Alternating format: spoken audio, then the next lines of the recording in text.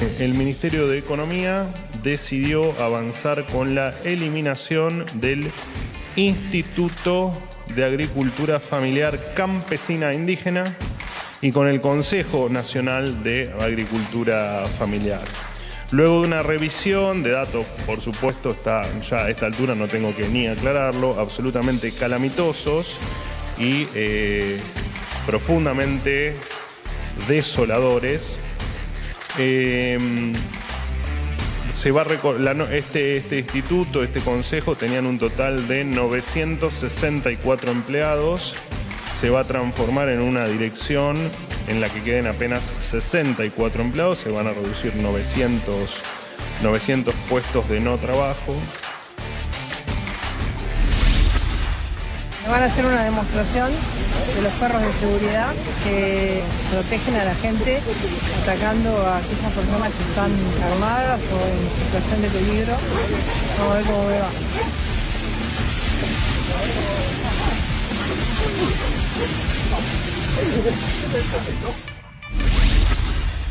La imparcialidad de los jueces se logra con dos sistemas. Uno es la idoneidad. Un juez idóneo no escucha la política. Un juez idóneo atiende el expediente y las pruebas. Dos, la política, en nuestro caso, orden expresa del señor presidente Javier Milei desde el primer día, no interviene en la justicia. El Poder Ejecutivo no interviene en la justicia. Existe división de poderes, independencia judicial. Los jueces inidóneos, los jueces ineficaces, los jueces que no sean aptos para el cargo, el mismo sistema, esto es empírico. Yo tengo 42 años que llevo en esto. El mismo sistema los repulsa. Hay un momento que el sistema los conoce.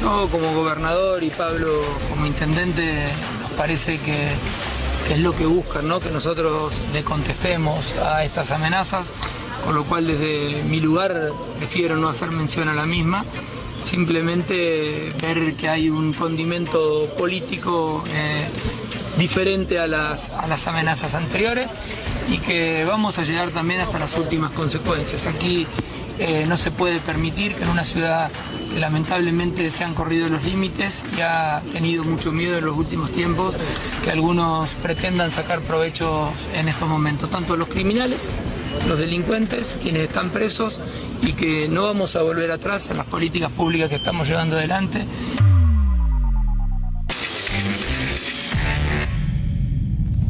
Muy buenas noches a todos, bienvenidos a la noche de A24, bienvenidos a MMC. Ya estamos en vivo hasta las 21 horas. Con mucha información, vamos a contar en un ratito cómo el gobierno empieza a definir en negociaciones con la oposición dialoguista y con los gobernadores dos capítulos muy importantes que tiene que definir en las próximas semanas. Por un lado, todo el capítulo del paquete fiscal que el gobierno quiere enviar a mediados de abril al Congreso y quiere pasar fundamentalmente todo un paquete de impuestos. El más sobresaliente es el impuesto a las ganancias, restituir para la cuarta categoría el impuesto a las ganancias, bajando el piso.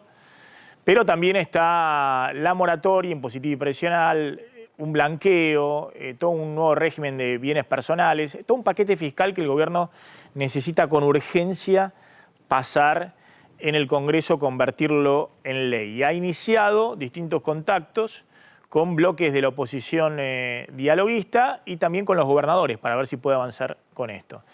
El otro tema clave, y vamos a contar en un ratito, es el tema jubilados, que son los que más perdieron desde diciembre, son el puntal del ajuste vía licuación inflacionaria, y el gobierno necesita con urgencia ver cómo define, cómo se le va a pagar a los jubilados a partir de abril. Así que en un rato vamos a contar la discusión interna que hay dentro del gobierno, si se embarca en enviar una ley al Congreso de dudoso resultado o si avanza a través de un decreto presidencial. Una discusión que hay porque el gobierno ya tiene la fórmula nueva para las jubilaciones, la quiere aplicar directamente a partir de abril, pero no le dan los tiempos y necesita apurar con suma urgencia ese otro capítulo por el lado del gasto público. Esto se da en un contexto donde hoy se conocieron por lo menos 3 indicadores de cómo se está profundizando la recesión económica, que a su vez está desacelerando los precios y poniéndole un tope al ritmo inflacionario que llevaba esta economía después de la devaluación de diciembre, enero, febrero. El primero de esos indicadores que se conoció hoy por parte del INDEC es el índice de precios mayoristas, la inflación mayorista, los precios a la salida de fábrica. Ese índice, después de la devaluación del 13 de diciembre, había subido en diciembre 55%. Después subió menos que la inflación en enero y ahora en febrero subió solo 10%. Igualmente acumula, en estos 3 meses, los precios a la salida de fábrica acumulan 100% de aumento, después de la disparada que tuvo en diciembre. Y en estos 3 meses de aumento hubo, como les decía, 100% de aumento de los precios mayoristas que no se trasladaron completamente a los precios minoristas. En 3 meses hubo 70% de índice de precio al consumidor, inflación minorista. Y esto es porque, claro, esa suba de los precios mayoristas no se puede convalidar ya en las góndolas o en el mostrador ante la caída del poder adquisitivo de los salarios y la caída muy pero muy fuerte del consumo. Este es el primer indicador que hoy el gobierno festeja, pero que lo que está marcando detrás de esto es una caída muy pero muy fuerte del nivel de actividad. Y se está de alguna manera frenando el efecto post-devaluación. Es decir, esa disparada terrible que había tenido 55% en un mes el índice de precios mayorista. 10% es un índice que para el gobierno empieza a sonar algo más razonable, algo que se encuadra dentro de la meta de tener lo antes posible una inflación de un dígito. De hecho, acá lo que ha subido muy por debajo de eso es el índice de precios importados. Si le sacamos el graph se puede ver productos importados, 2,6%. De nuevo, se trasladó, las empresas trasladaron la devaluación rápidamente a salida de fábrica y ahora empiezan a ponerle un freno a esas remarcaciones porque se derrumbaron las ventas. Es decir, no hay clientes que convaliden, son empresas que son proveedores de la cadena mayorista de distribución, de los supermercados, de canales minoristas, y el derrumbe de las ventas está generando que haya una caída fuerte de la producción porque a estos precios no los convalida nadie. El segundo indicador es el índice de precios de la construcción, que de nuevo subió nada más que 6,4% en febrero, cuando la inflación en febrero fue el 13,2%, y desaceleró fuertemente. En el mes anterior había subido 15%. Es decir, 6% del índice de precios de la construcción en febrero. De nuevo, atención, porque esto marca la profundidad de la crisis en la construcción. Hubo más de 60.000 despidos ya con el cierre de la obra pública y el freno total de nuevas obras privadas. Los salarios de la construcción, como se ve ahí, que forman parte del índice de costos de la construcción, subieron solo 1,9%. 1,9% subieron en febrero los salarios en la construcción cuando la inflación fue 13%. El índice de precio de consumidor fue 13%. Esto tiene que ver con los despidos que ha habido en la construcción y el derrumbe literal del nivel de actividad. Y los materiales de la construcción subieron 6,3% en línea con el índice de la construcción. De nuevo, la recesión muy profunda buscada en el plan económico de Caputo es el mecanismo de transmisión, junto con el cierre del déficit fiscal y la cero emisión monetaria, que tiene en los planes del ministro de Economía que ponerle un freno a la inflación e ir rápidamente convergiendo a una inflación mucho más baja de la que habíamos visto en los últimos meses. El tercer indicador, insisto, son indicadores que el gobierno sabe y fueron buscados con el andamiaje de la política económica, pero que tienen en el medio un derrumbe del nivel de actividad similar al año 2002. En una economía que está con niveles de pobreza, ahora van a ver, muy pero muy elevados y que plantean el riesgo de hasta dónde aguanta la calle este proceso de ajuste. El tercer indicador es el de balanza comercial. Hoy se conoció, y es un indicador de nuevo positivo, visto de los números macro, visto desde la economía real, una señal de nuevo de la profundidad de la recesión. Fue récord el saldo comercial, el superávit, las exportaciones menos las importaciones, más de 1.400 millones de dólares en febrero.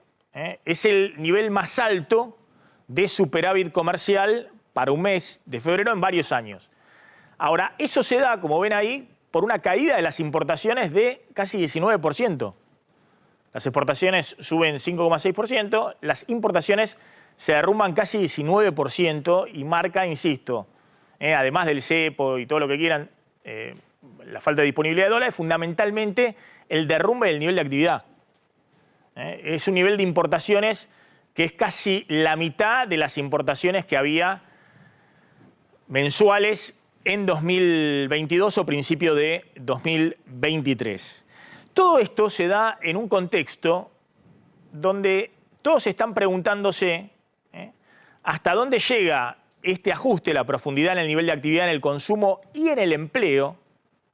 La gran pregunta, si las empresas con el derrumbe del nivel de actividad van a despedir o van a mantener un puente de 2-3 meses viendo una luz al final del túnel y teniendo en cuenta que en muchos sectores, sobre todo 2022-2023, hubo un colchón de márgenes y de ganancias muy, muy importantes. En otros sectores más que, sobre todo en los sectores transables, en los sectores de la industria, incluso en el sector de la construcción, todos sectores que ahora están sumergidos en una muy fuerte recesión. Y empiezan a aparecer, de hecho, en algunos informes económicos financieros para bancos o para empresas, los números.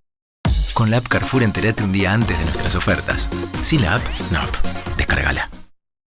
Economista muy consultado en la City por empresas y por bancos, que muestra, bueno, lo que ha pasado con la pobreza, si se quiere, desde el 2015, ¿no?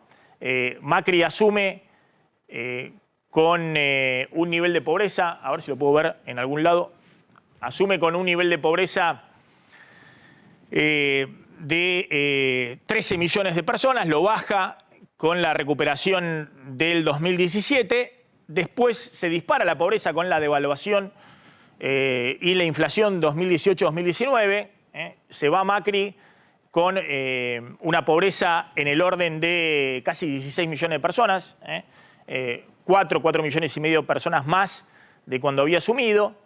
Llega Alberto Fernández, llega la crisis COVID, se dispara a 19 millones de personas el número de pobres en la Argentina. Esta es una estimación, insisto, de Marul en base al INDEC y a un especialista, Rosada. Baja pospandemia, vuelve a dispararse con la aceleración inflacionaria y Alberto Fernández se va de nuevo, con 4 millones de personas más pobres de lo que había asumido, de lo que le había dejado Macri. Y en estos 2 meses o 3 meses de la gestión de Javier Milei, el número de pobres, ahí al final del gráfico, ahí se ve, sube en 2 millones de personas. Estamos en un récord en cantidad de personas pobres medidas por la línea de pobreza, que hoy está para una familia tipo en casi 700.000 pesos, matrimonio con 2 hijos. Hay 21 millones de personas pobres en la Argentina. La pregunta es, bueno, ¿hasta dónde se llega con el ajuste, con el derrumbe del nivel de actividad y con el nivel de adhesión social que tiene el gobierno? Porque todo esto se da, y esto es lo que sorprende, si se quiere, incluso a los propios encuestadores, que el gobierno conserva, pese al ajuste feroz, la expectativa de que es la solución a los problemas económicos y que la Argentina va a tener un futuro mejor de lo que ha sido en los últimos años. Y esa es la gran clave que tiene que mantener el presidente Javier Milei, la idea de que esa expectativa esté viva. El gobierno empieza a darse cuenta de que hay un límite también para el ajuste porque en las últimas horas, en la necesidad de mostrar índices inflacionarios para abajo, se deja trascender que se va a postergar los aumentos previstos de tarifa de servicios públicos para marzo, fundamentalmente la quita de subsidios a la tarifa del gas, que ya estaba prevista para febrero, se postergó a marzo y ahora la postergan para abril. Y sobre todo, aumentos previstos adicionales que había de combustibles. YPF empieza a jugar tratando de frenar el mercado, de que no sigan en la liberalización total y en los aumentos que se produjeron desde diciembre. Y el transporte.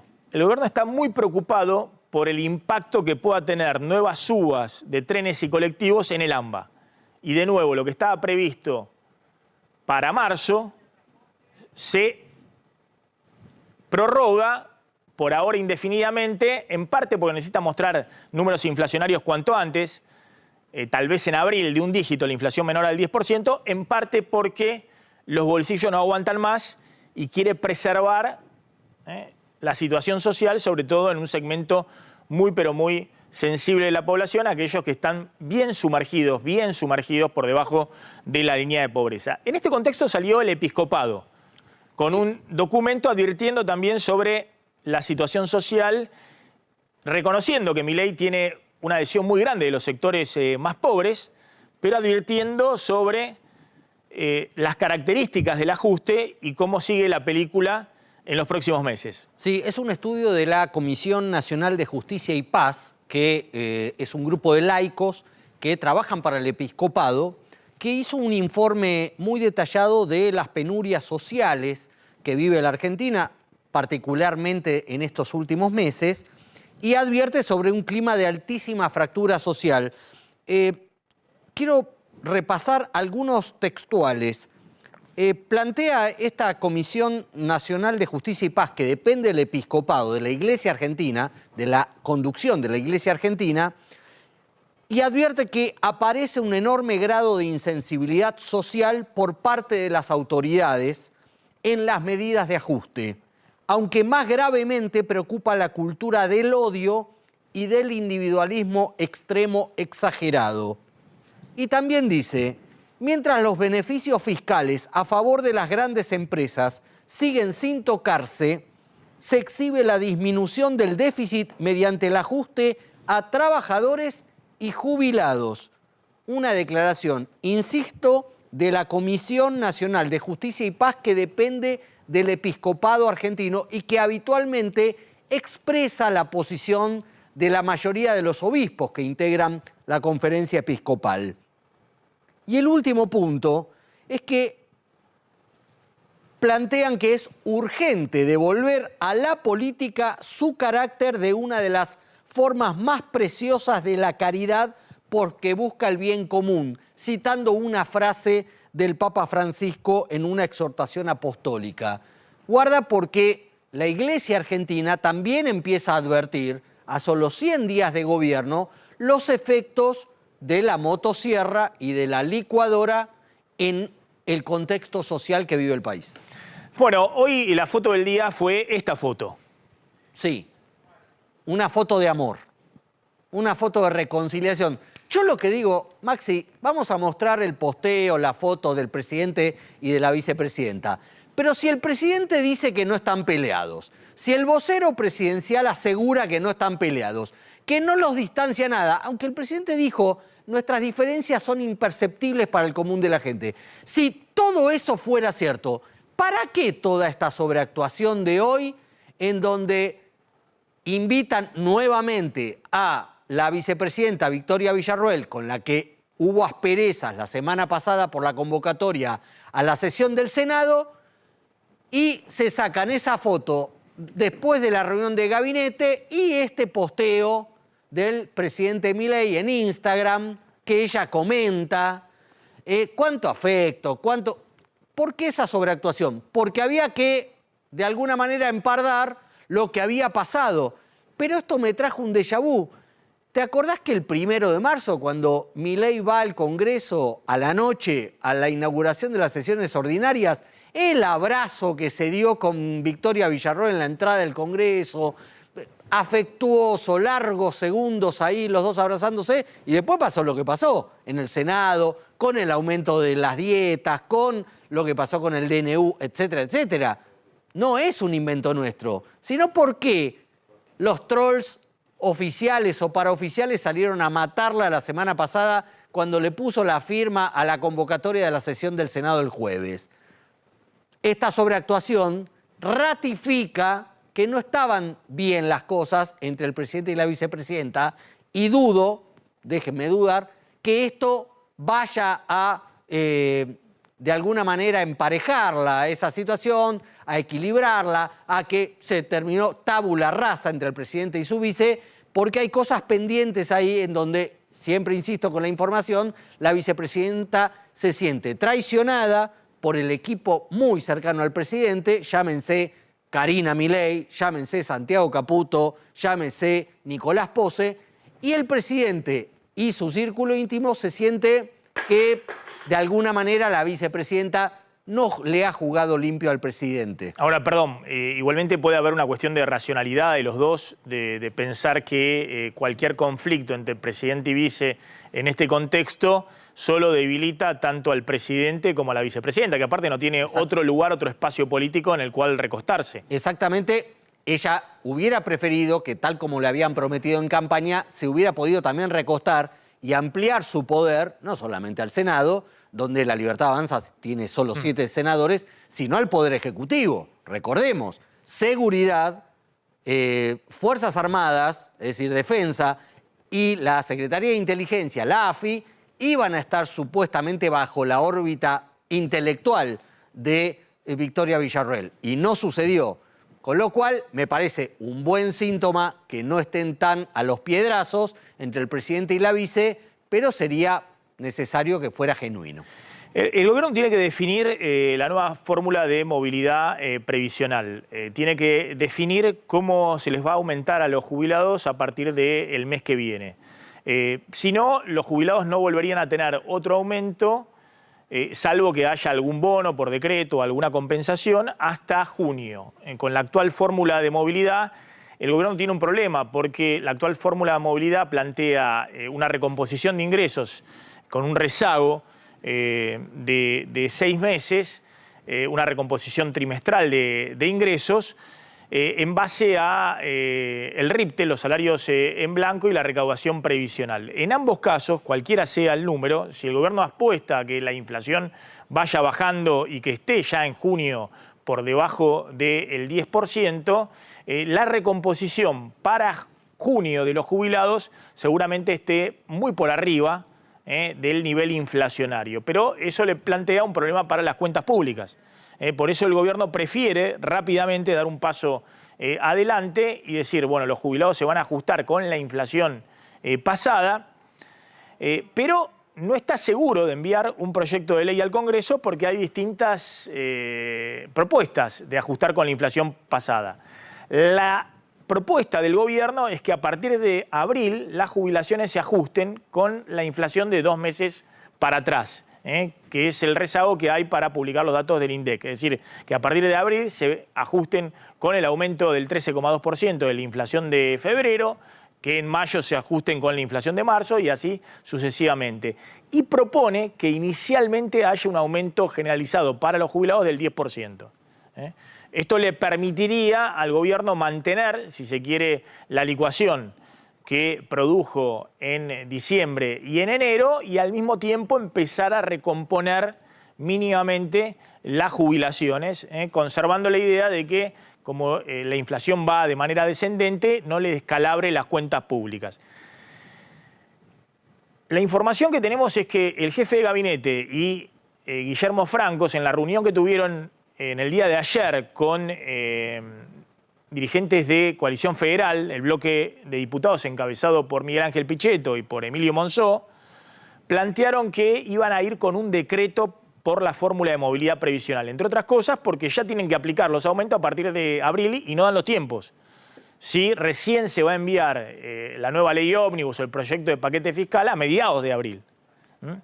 Sin embargo, todavía están en duda en la Casa Rosada si avanzar en los próximos días con un decreto presidencial con la nueva fórmula o si puede haber algún acuerdo político que haga más expeditivo el tratamiento de un proyecto de ley en el Congreso. Vamos a ver, pero este es un tema de primera prioridad. Y no solamente es un tema de primera prioridad porque el gobierno necesita en algún momento mostrar una señal que hay un guiño para los jubilados, no solamente la licuación feroz que ha ocurrido hasta ahora, sino también para las cuentas públicas. Hay una presión grande del Fondo Monetario que dice definan cuál va a ser la fórmula de movilidad previsional y definan también qué van a hacer con el impuesto a las ganancias. Tenemos un móvil, Gonzalo Sorgo está en el Hospital Rivadavia, porque hay un tema que hoy está nuevamente en la agenda pública y tiene que ver con la salud. Gonzalo, ¿qué tal? ¿Cómo estás? Maxi, buenas noches. Sí, brote histórico de dengue en los últimos días aquí en Argentina y justamente durante todo el día se habló de este tema porque en estos 3 meses de 2024, Maxi, más de 120.000 casos de dengue, 79 muertes en lo que va en los últimos 8 meses y ahora estás viendo la guardia del Hospital Rivadavia porque muchísimas personas se acercan consultando por síntomas febriles y por eso en diferentes hospitales se abrieron justamente unidades para este tema. Mira, siguen llegando personas y lo que hacen es preguntar, acá puedo, lo que me dicen, ¿no? Cuando estamos en la puerta del hospital, ¿puedo consultar por síntomas de dengue? Y por eso en diferentes hospitales colocan carteles explicando y aclarando el horario de esas unidades febriles. Te doy un porcentaje máximo para que se entienda, 54% de las personas que se vienen a atender, o por lo menos durante el día que se atendieron en diferentes hospitales,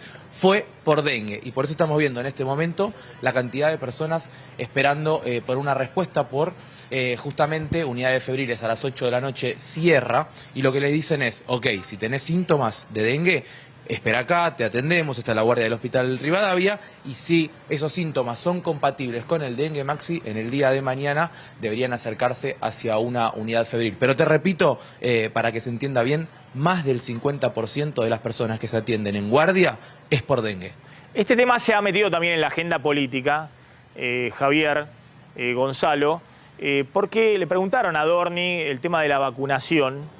Y me parece que la respuesta ha sido que, bueno, que ya no dan los tiempos, ¿no? Que si se vacunan ahora no tendría efectividad, sino dentro de unos meses. Lo que pasa es que, Maxi, lo que se habló durante el día y se explicó es cuánto tiempo tiene el efecto del dengue. Por ejemplo, para que ejemplifiquemos, la pareja aquí del cámara tiene dengue. ¿Qué es lo que le dijeron? En los primeros 4 días vas a tener síntomas febriles, te puede doler el cuerpo, podés tener algún síntoma de vómitos o como si fuera alguna alergia o fiebre. Después de ese 4.º día, entre el 4.º y el 6.º, podés tener otros síntomas y ahí es donde hay que cuidarse bien porque tal vez puede ser aún peor. Entonces, si te vacunas, pero ya teniendo dengue, no va a ser efecto esa vacuna. Eso es lo que se habló y se trató durante todo el día y la tarde. Sin embargo, hay muchos políticos y referentes que están hablando para proponer que la vacuna en diferentes partes del país sea gratuita. Sí, de hecho, este tema se ha metido también, ha sido otro de los motivos con los cuales, por ejemplo, el senador Lustó hoy salió muy fuerte contra el presidente Javier Milei. Por eso se ha metido también en la agenda política, ¿no? Y me parece también en la agenda de la política porteña, ¿no? Respecto al tema de la vacunación, respecto a las prioridades dentro de la agenda de la Secretaría de Salud, porque ya no hay ministerio, sino Secretaría de Salud. Hay un tuit de Lustó sobre el tema. Sí, de hace unas horas el senador por la Ciudad de Buenos Aires plantea, peor epidemia de dengue en 15 años, ni una campaña de prevención nacional a la vista, ministro de Salud que brilla por su ausencia, vocero que cuestiona a la ciencia, vacuna inaccesible para millones de argentinos y argentinas, gobierno ausente. Y termina el posteo diciendo insensibilidad o cinismo, que es una manera de devolver gentilezas por la ola de críticas que generó su voto negativo para aprobar el DNU, ¿no? Para convalidar el DNU en el Senado. Sí, sí, parece que se están definiendo los contendientes, ¿no? Que Lustó ya se planta como alguien que va a confrontar frontalmente justamente con el presidente Javier Milei. Y Javier Milei también lo ha elegido como un adversario político. A él, no al radicalismo. Exactamente. A él. A él. Me parece que este tema es uno de los temas que se meten en la agenda, ¿no? Hay quienes dicen que Lustó también está haciendo una movida fuerte para la ciudad de Buenos Aires, pensando en el año que viene, donde se va a reconfigurar todo el esquema político.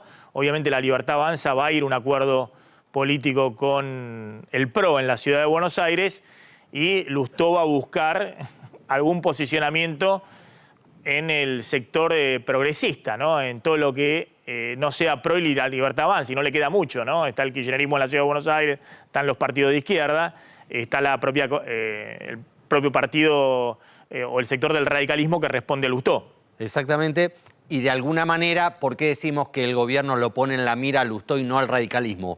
Porque necesita el radicalismo para aprobar leyes en el Congreso. Leyes espejo de la ley ómnibus, del decreto o del DNU 70, lo que fuera.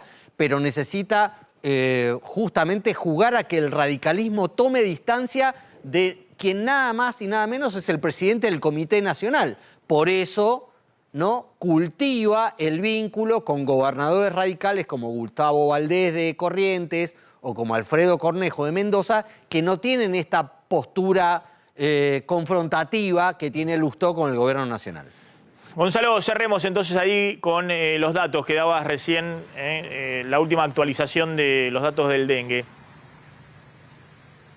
Más de 120.000 personas en los últimos 3 meses de este 2024 se contagiaron de dengue. En los últimos 8 meses, 79 personas fallecieron. Y el dato del día es que más del 50% de personas que se atienden en diferentes guardias de hospitales públicos es por consultas de dengue o por lo menos que vienen con algún síntoma febril. Y por otro lado, que me acaban de comunicar también, muchos vecinos de diferentes barrios de la ciudad, por ejemplo, empiezan a denunciar sobre algunas casas abandonadas que tienen una pileta y puede ser un foco infeccioso. Gonzalo, gracias, muy amable. Ahí estaba Gonzalo Sorgo.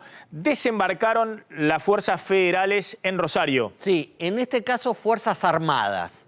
Ya había habido la semana pasada algunos efectivos de Policía Federal, de Gendarmería, de Policía Aeroportuaria y de Prefectura Naval. Y ahora le tocó el turno a las Fuerzas Armadas, que no van a combatir el narco, sino que van a dar apoyo logístico. ¿Cuánta gente fue? 120 uniformados, 4 helicópteros, algunas lanchas y vehículos. Y obviamente el ministro de Defensa, Luis Petri, que no se iba a perder este escenario para dar a conocer su actividad como ministro en la ciudad santafesina.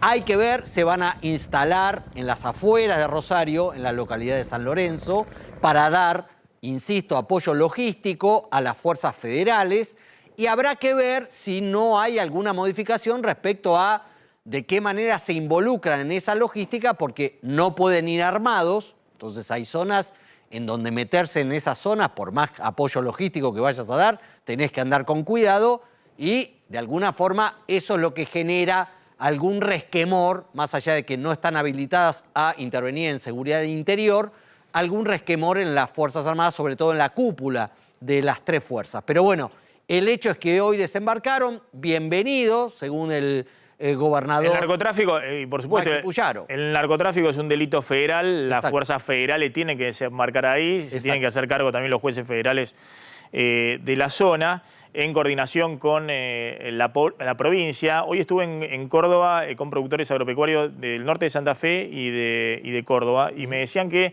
hay mucha preocupación en los pueblos que están al norte de Rosario, 50 kilómetros, 20 kilómetros y demás, porque cuando hay estos desembarcos sobre Rosario, el narco suele trasladarse momentáneamente y en general todo el tema de la inseguridad, los delitos y demás a los pueblos aledaños, ¿no? A las ciudades aledañas. Entonces es muy importante que más allá del despliegue, que desde ya tanto Puyaro como Hapkin, el intendente de Rosario, veían como muy positivo, que haya toda una tarea de inteligencia muy fuerte para combatir y desarticular el narco, porque si no, estás corriendo del foco en Rosario a todas las ciudades que están alrededor e incluso a localidades en Córdoba. Me decían que había mucha preocupación también en la provincia de Córdoba con ese tema. En las localidades linderas con la provincia de Santa Fe. Córdoba ya tiene sus problemas del narco, sobre todo en Córdoba capital,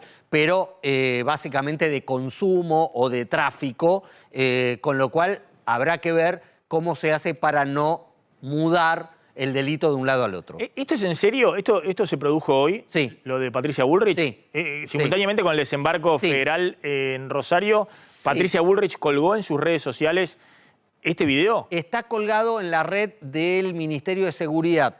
En la red oficial del Ministerio. Sí, a ver. es de verdad. Van a hacer una demostración de los perros de seguridad que protegen a la gente atacando a aquellas personas que están armadas o en situación de peligro. Vamos a ver cómo va.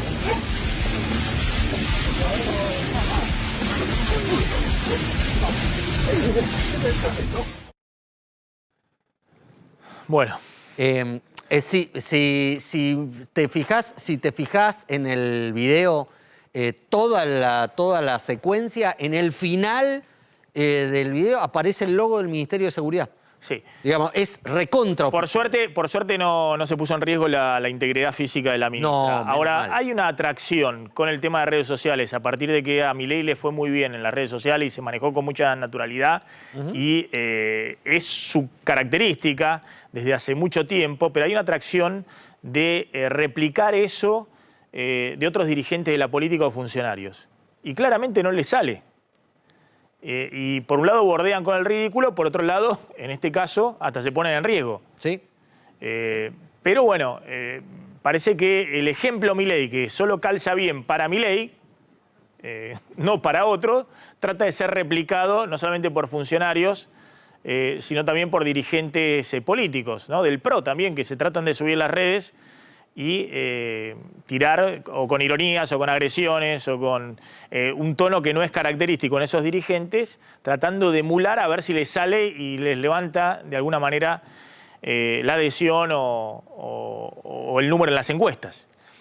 Vamos a ir a una tanda. Cuando volvamos vamos a hablar de el expresidente Macri. Sí. Si asume o no asume en el PRO, qué está pasando por estas horas con el expresidente Macri.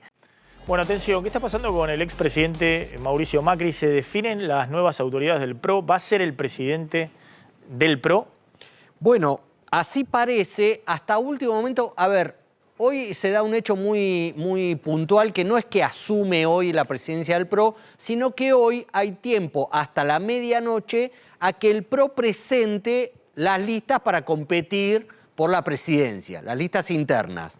Parecía que era una autopista lo de Macri, que iba a hacer él lista unidad, nadie iba a pelearse, nadie iba a discutirle, nadie iba a cuestionar nada, pero pareciera que hay problemas porque Patricia Bullrich decidió plantearle pelea para tener gente del bullrichismo dentro de la nueva estructura del PRO. Recordemos que Patricia Bullrich está peleada con el expresidente de la Nación a partir de su adhesión al gabinete de Javier Milei, sin formar parte de un acuerdo más macro entre la Libertad Avanza y el PRO. Y entonces, como expresidenta del PRO, ella supuestamente había dejado vía libre para que fuera Macri el presidente y san se acabó. Bueno, parece no ser tan así. Hay insistentes negociaciones porque Patricia Bullrich está esperando el 50% de los cargos en la cúpula del PRO y Macri no quiere darle el 50%. Así que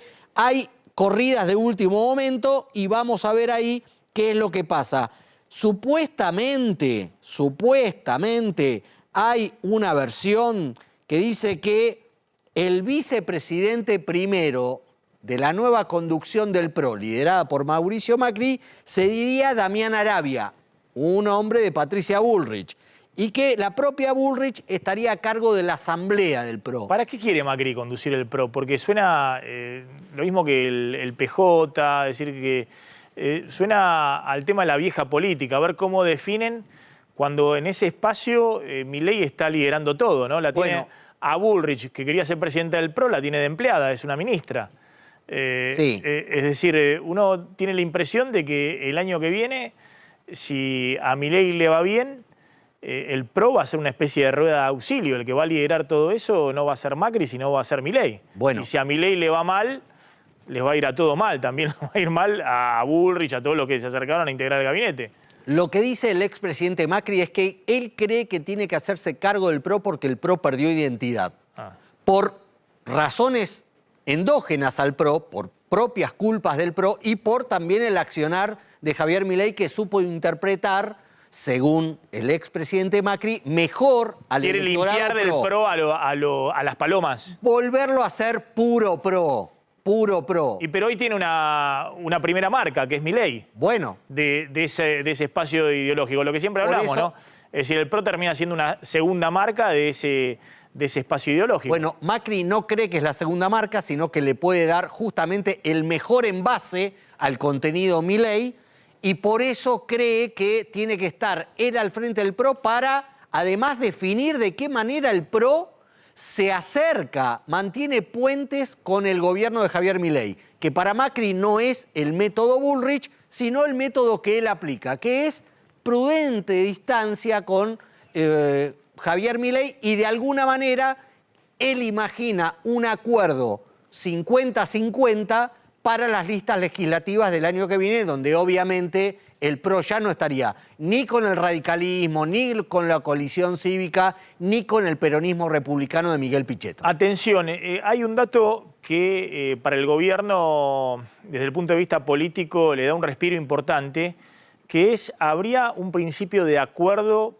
para que no se trate en las próximas semanas el DNU y no den de baja totalmente el DNU de Javier Milei, el mega DNU, el DNU 70. Sí, eso se terminó de alguna manera de tejer en la reunión que hicieron ayer el jefe de gabinete Nicolás Posse, el ministro del Interior Guillermo Francos, con Hacemos Coalición Federal, el bloque liderado por Pichetto, también estaba Emilio Monzó, también estaba Margarita Stolbizer, Carreño de Córdoba, que desde el bloque dialoguista, también desde un sector del radicalismo, obviamente el PRO, la idea es avalar la estrategia que se le bajó desde el gobierno a Martín Menem para que no haga lo de Victoria Villarroel, y que es que patee el tema del tratamiento en diputados del DNU, pese a que hay una presión, empieza a haber una presión de Unión por la Patria, del kirchnerismo, que en para vista replicarlo del Senado. Claro, en vista del éxito obtenido en el Senado,